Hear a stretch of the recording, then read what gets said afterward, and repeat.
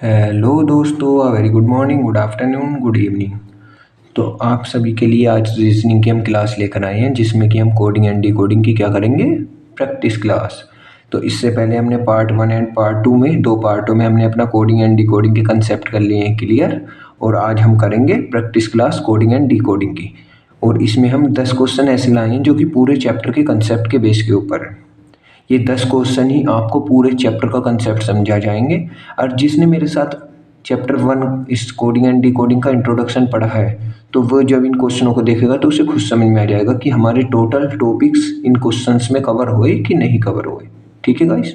तो चलिए, जिसने पार्ट 1 एंड पार्ट 2 पढ़ा है तो उसके तो ये कुछ समझ में आएगा, और जिसने नहीं पढ़ा तो उसके तो कुछ भी पल्ले पड़ेगा ही नहीं, सब उसके खोपड़ी से ऊपर जाएगा। तो चलिए हम स्टार्ट करते हैं अपनी आज की क्लास। तो इसमें करेंगे हम कोडिंग एंड डिकोडिंग की प्रैक्टिस क्वेश्चंस। तो चलिए क्वेश्चन नंबर 1 से करते हैं। टोटल 10 क्वेश्चन है। इन 10 क्वेश्चन में ही हम अपने पूरे चैप्टर के कंसेप्ट्स रिवाइज कर देंगे इन क्वेश्चंस के द्वारा। चलिए, तो क्वेश्चन नंबर फर्स्ट क्या कह रहा है, ये बोल रहा है a प्लस जेड 27। अच्छा जी। b plus Y 27, c plus X 27। ये हो क्या रहा है? तो आपको एक चीज पता हो, ये आ कैसे रहा है 27? सबसे पहले तो ये पता होना चाहिए ए कितने पर आता है 1 पर, और जी हमारा जेड कितने पर आता है 26 पर। अच्छा, तो 26 से 1 27। अच्छा जी। बी कितने पर आता है 2 पर। अच्छा जी। और वाई कितने पर आता है 25 पर। अच्छा, 25 और 2 27, इस तरीके से आ रहा है 27। चलिए, अब सी कितने पर आता है 3 पर, और एक्स कितने पर आता है 24 पर। ठीक है, तो आपको इससे एक समझ में आ रहा है कि इसमें तो भी ये जुड़कर 27 आ रहा है। अच्छा चलो, ये तो हमें पता लग गया कि एडिशन होकर 27 आ रहा है, लेकिन ये जो है हम ऐड कर ही क्यों रहे हैं? ये नंबर्स हमारे कहाँ से आ रहे हैं? तो ये नंबर्स तो हमारे कोड है इनके, तो इससे आ रहे हैं। और ये क्या है, A Z B Y C X, तो ये हैं आपके अपोजिट लेटर बेस्ड कोडिंग के, उसके ऊपर है क्वेश्चन। ठीक है ना। तो आपने एक टॉपिक पढ़ा था अपनी कोडिंग एंड डिकोडिंग में, अपोजिट लेटर बेस्ड कोडिंग, तो उसके ही माध्यम पे क्वेश्चन आया है। ठीक है, ए के अपोजिट कौन रहता है जेड, बी के अपोजिट कौन रहता है वाई, सी के अपोजिट कौन रहता है एक्स। तो ये कह रहा है in which method used in this coding, इस कोडिंग में कौन सा मेथड यूज हुआ है? तो हम आंसर कर देंगे इसमें होया है अपोजिट लेटर बेस्ड कोडिंग। तो ये हो जाएगा हमारा आंसर। अच्छा, अब देखिए सेकंड क्वेश्चन को देखिए। ये क्वेश्चन 1 समझ में आया, इसका आपको मेथड भी समझ में आ गया होगा कि ये किस मेथड पे क्वेश्चन आया है आपका। ठीक है, और मैंने आपको लिखवाया भी था इंपॉर्टेंट नोट डाल करके, इससे क्वेश्चन आते हैं, तो इस तरीके का क्वेश्चन आते हैं इससे। ठीक है ना, डायरेक्ट भी पूछ लेता है कभी कभी, तो वे यही मेथड है डायरेक्ट, कभी और कोई मेथड नहीं। ये कह रहा है 583 बिलोंग कर रहा है 488 से, और 293 किससे बिलोंग करेगा? अगर हमें ये समझ में आ जाए कि ये 583 जो है 488 से किस तरीके से बिलोंग कर रहा है भाई, तो चलिए देखते हैं भाई। 5 प्लस 8 प्लस 3 क्या आएगा 16। अब इसे देखते हैं, 4 प्लस 8 प्लस 8 क्या आएगा 20। तो अगर हम इन दोनों में देखें इस तरीके से इन्हें एडिशन कर कर, तो इसमें देखिए क्या हो रहा है, इन्हें देखें दोनों को, तो इसका क्या आंसर आ रहा है माइनस के 4 ही तो आएगा। जब 20 में से 16 को घटाएंगे, बड़े में से छोटे को घटाएंगे तो माइनस ही आएगा। तो इसी तरह हम इसे देखेंगे, 2 प्लस 9 प्लस 3 क्या आ जाएगा 14। ठीक है ना। तो अब हमें ये ऑप्शन दे रखे हैं ए बी सी डी, तो हमें ये सारे ऑप्शन रख कर देखने हैं, जिससे इसका भी हम सब्ट्रैक्ट करें इसमें से इसे, तो -4 ही आना चाहिए। तो देखिए 8 और 1 9, 9 और 5 14, तो ये तो होने का नहीं आंसर, क्योंकि 14 में से 14 जाएंगे 0 आ जाएगा। 9 और 1 10, 10 2 12, 12 में से 14 जाएंगे जब भी नहीं आएगा, जब भी हमारा 2 आएगा। हमें आना क्या चाहिए हमारा -4। अब इसे देखते हैं, 8 और 3 11, 11 और 4 सॉरी 11 और 7 18, तो 18 में से 4 गए तो आ गया ना -4, तो यही हमारा आंसर हो जाएगा। अब देखिए कैसे हो जाएगा, 3 प्लस 7 प्लस 8 क्या आएगा 18। जब इसमें से इसे घटाएंगे तो क्या आएगा -4। तो यानी कि जो कंसेप्ट इसमें लग रहा है ना, वो हमारा ना इसमें लग रहा है, ना इसमें लग रहा है, और ना ही इसमें लग रहा है। वो कौन से में लग रहा है? सी ऑप्शन में लग रहा है। तो सी हमारा आंसर हो जाएगा। ठीक है ना। चलिए अब आते हैं हम क्वेश्चन नंबर 3 पर।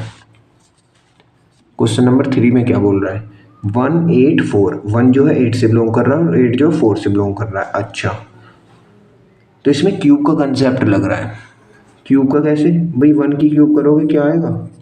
1 ही आएगा। 2 की क्यूब करोगे क्या आएगा? 8 ही आएगा। ठीक है ना। तो अगर हम 4 की क्यूब कर देंगे तो क्या आ जाएगा? 64। तो यही हमारा आंसर हो जाएगा। समझ में आ रहा है? इसमें कुछ नहीं है, इसमें किस चीज़ का मेथड लग गया? क्यूब का मेथड लग गया। ये क्वेश्चन जो है आपका एफकेट के रिलेटेड नहीं, एसएससी एग्जाम के रिलेटेड है। इस कोडिंग एंड डिकोडिंग में ये आपका एनालॉजी चैप्टर चलेगा ना, उसमें आएगा एफकेट का, बट ये कोडिंग डिकोडिंग में नहीं है। ये एनालॉजी का क्वेश्चन आ गया एक तरह से। तो ये आपका एसएससी वालों के लिए इम्पोर्टेंट है। इस तरीके के एसएससी में क्वेश्चंस बन जाते हैं। एसएससी हुआ, सीडीएस हुआ, आर्मी हुआ, इन सब में बन जाते हैं इसके क्वेश्चंस। ये आपका एनालॉजी का क्वेश्चन आ गया है एसएससी, सीडीएस और इनके आर्मी वाले का, और ये एफकेट में भी है, बट हमारे कोडिंग डिकोडिंग में नहीं है ये कॉन्सेप्ट। ठीक है ना। तो ये मैं समझना, ये सर ने हमें पढ़ाया नहीं, ये क्वेश्चन कहाँ से आ गया। चलिए अब आप एक चीज़ देखिए, क्वेश्चन नंबर 4 क्लियर दिख रहा है? चलिए भाई, एप्पल से ये शब्द बनाया गया है, तो CAT कैट से क्या शब्द बनाया जाएगा? ठीक है ना। CAT कैट से क्या शब्द बनाया जाएगा? अब आपको एक चीज़ समझ में आ रही हो, क्वेश्चन को देखती आ रही है नहीं आ रही? चलिए, नहीं आ रही या आ रही है तो कमेंट में बताइए कि आपको जो हम क्वेश्चन सोल्व करवा रहे हैं वे आपकी समझ में आ रहे हैं या नहीं आ रही। तो चलिए देखते हैं इसे जल्दी से। वीडियो को ज़्यादा लेंथी नहीं करेंगे, 10 क्वेश्चन है, 10 मिनट में हो जाने चाहिए। भाई ए के अपोजिट क्या है? जेड, पी के एल के ओ, ई के वी। तो इसमें सीधा सा आपको दिख रहा है कि इसमें अपोजिट लेटर बेस्ड कोडिंग लग रही है। तो सी के अपोजिट क्या होता है? बताओ जल्दी, कमेंट में करो। सी के अपोजिट होता है एक्स। ए के अपोजिट कौन होता है? जेड। और टी के अपोजिट कौन होता है? जल्दी बताओ। टी के अपोजिट होता है जी।